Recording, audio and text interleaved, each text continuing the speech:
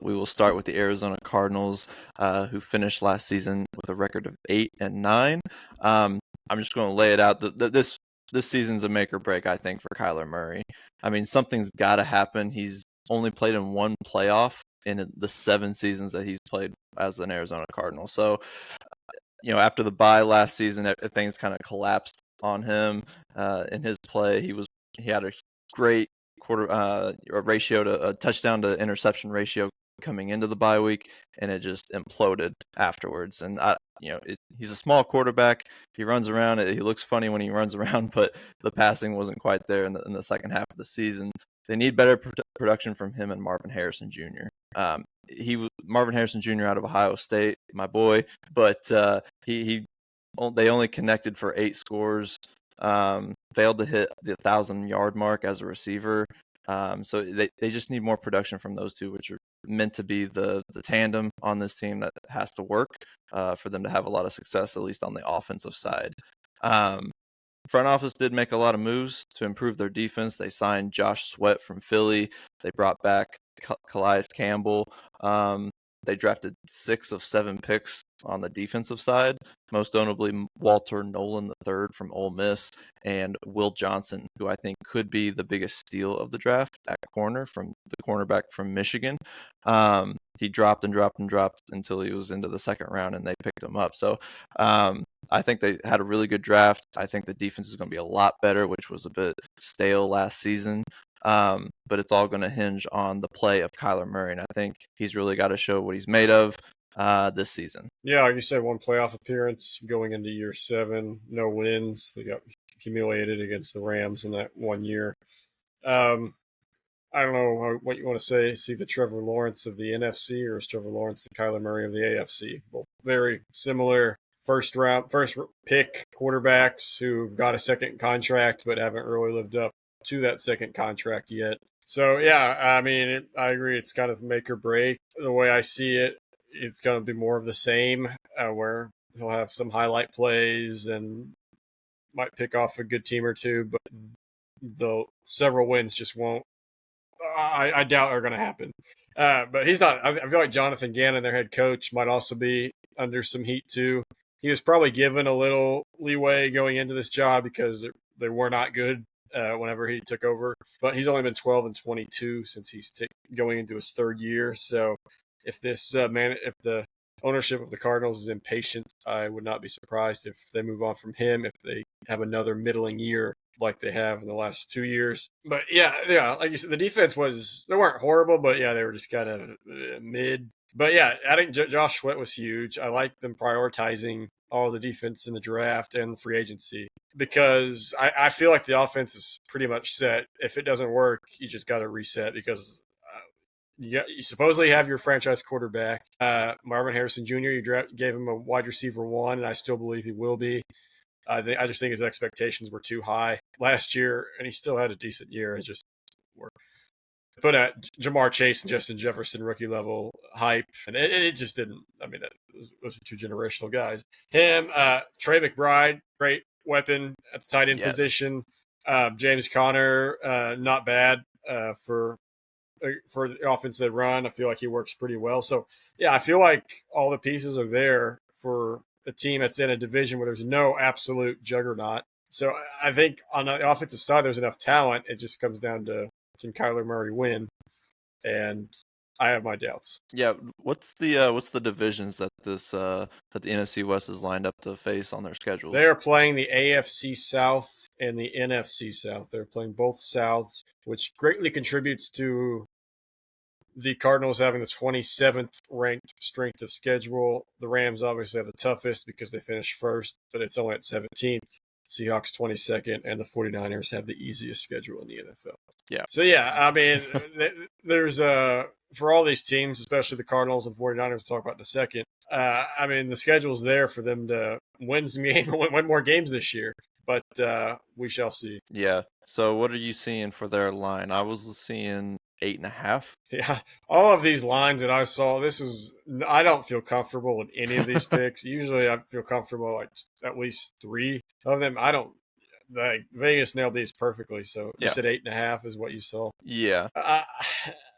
I just see more of the same. I'm going to know this would be a stay away, but if I have to pick, I would go under because I see them at 8 and 9. I just see more of the same mediocre mid team. There will be some flashes, but not enough to really make any noise. Yeah, I'm banking on the schedule. That's why I brought that up. So I will go over on this. You're not getting plus money on this. It's minus 125 for the over 8.5. But they finished 8 and 9 last year, and I think with the additions on defense as well as get another year with the relationship between Kyler Murray and Marvin Harrison Jr., I think the offense could be a little bit better. I think they could at least improve a game or two upon last season. So I do have them on the over for this one. Yeah, if you recall, they were 6-4 last year going into their bye week, which put them right in the playoff mix, and they finished an ugly 2-5. Yeah, so I mean, but that's we've seen this multiple times with Kyler Murray. The year they made the playoffs, remember they started that year like 7-0, and they had that close loss on Thursday night to Green Bay where AJ Green didn't turn around, and then then they just kind of stuck into a wild card spot and got blown out by the Rams. So yeah, they've been known to get off the fast starts. This year they have a chance to start 2-0. Their first two games are at New Orleans, who I think is the worst team in the league, and home against Carolina. Very winnable game too. So they have a great chance to start 2-0 because I think they're better than both of those teams. But then it's just about sustaining that success, which I don't see them doing, which season. is why I'm going to go under. Yeah. All right, the San Francisco 49ers, we'll move on to them. Finished last season, as mentioned before, at 6-11, last in the division. Super Bowl hangover, injuries at all contributed to what was a bit of a failure after losing the Super Bowl to Kansas City the year prior. But they're on a 30-year Super Bowl drought. It's one of those towns, one of these NFL towns that it's Super Bowl or bust. It's one of those big brands. It's the San Francisco 49ers, and they expect to be in the mix every year. So given the schedule that we've mentioned earlier, I think a return to form is crucial, and I think will happen for them this season. I think last season we'll look back on as a bit of an aberration, a bit of an exception to what's been a pretty successful run with Kyle Shanahan as the head coach, and kind of this whole organization, John Lynch at GM, and then having Mr. Irrelevant, Brock Purdy at QB.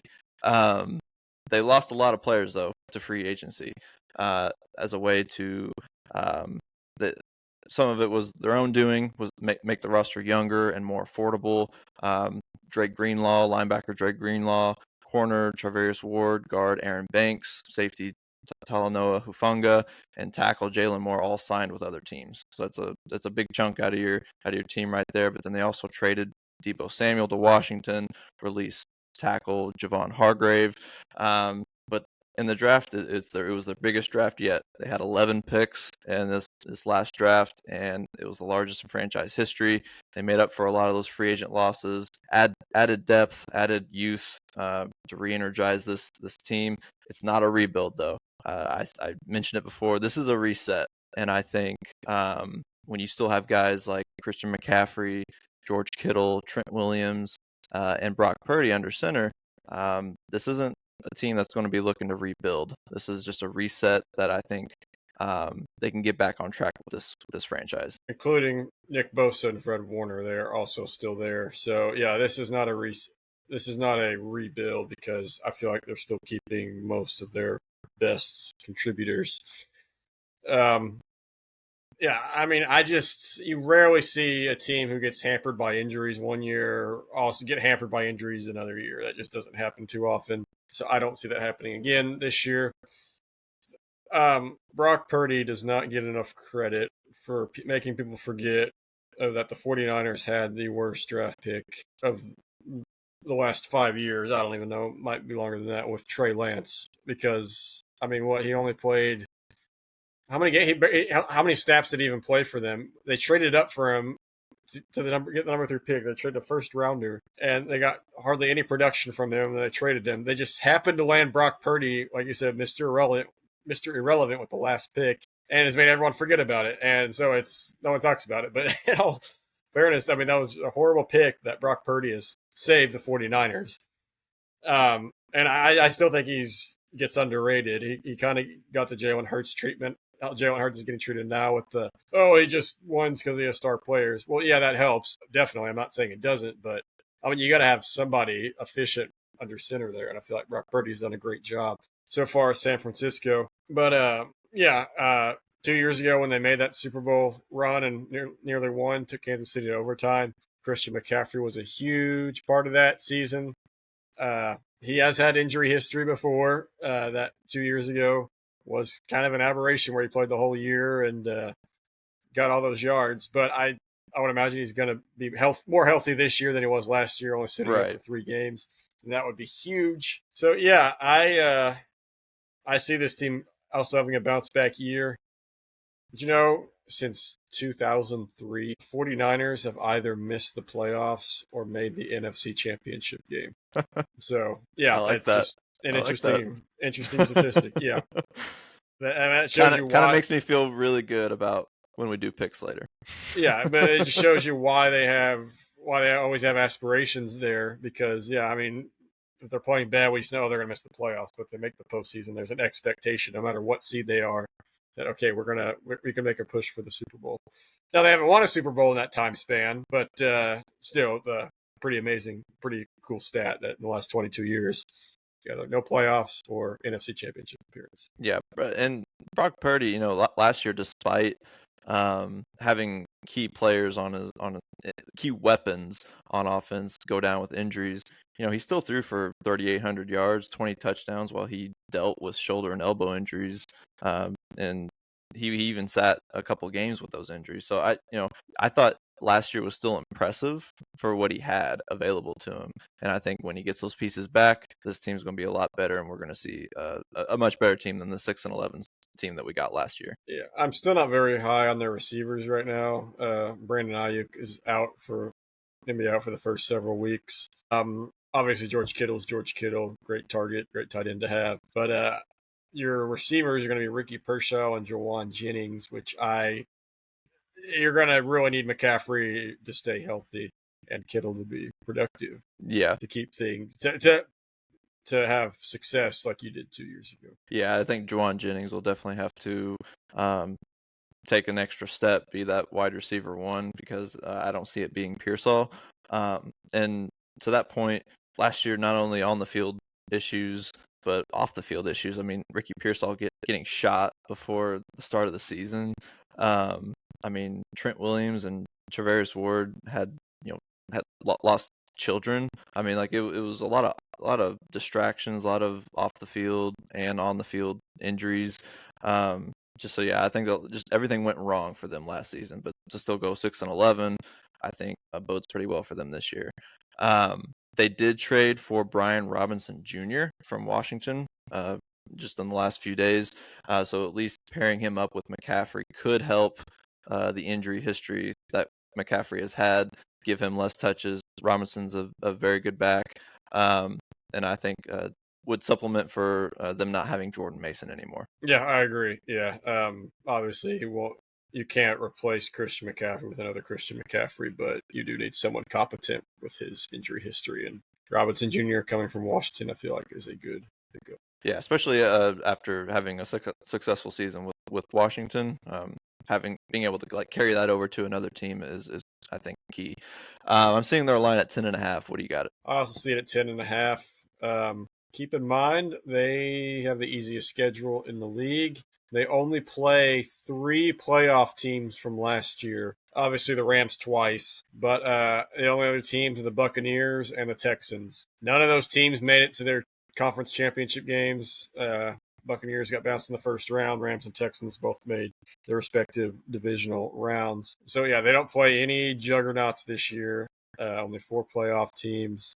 They finished last place in their division, so they're going to play the last place team from the NFC North, which is the Bears, and the NFC East, which was the Giants. So, yeah, they're missing out on all the other good teams. So, yeah, that goes a long way because I don't see this 49ers team near as good as they were 2 years ago, but I think the schedule just shapes up beautifully for them, which is why I am taking them at the over 10.5. And like I said earlier, I'm also assuming the injuries will not be as bad as they were last year. when it comes to this Yeah, I'm banking on that as well. I'm banking on the schedule. Who are they going to play in primetime games? I guess Somehow the Rams. Somehow they play the Colts on Monday night. That's the only primetime game the Colts have, which doesn't make any sense to me. But whatever. Crazy. Wonder who'll be at quarterback for Indianapolis that week. Yeah, who knows? Definitely taking the over on this. I thought this was my easiest pick for this, just because of the schedule. Because you give me Kyle Shanahan with this schedule, and he's going to run roughshod. The injuries I don't think are going to be nearly as bad as they were last year, and I just don't think it's going to happen in back-to-back seasons. So I know another addition we forgot. Robert Saleh's back as defensive coordinator, and we know he had major success at his time. Obviously, he wasn't there 2 years ago, but he was there on their other Super Bowl run when Jimmy G was quarterback. So yes, he's had experience with this organization. He's had successful defenses with this organization. So just wanted to throw that nugget in there as well. Especially with all the young players they drafted. He can just mold them into whatever defensive scheme he wants to put them in. So I like that. He also really looks like Xerxes from 300. That's the running joke for him across the NFL.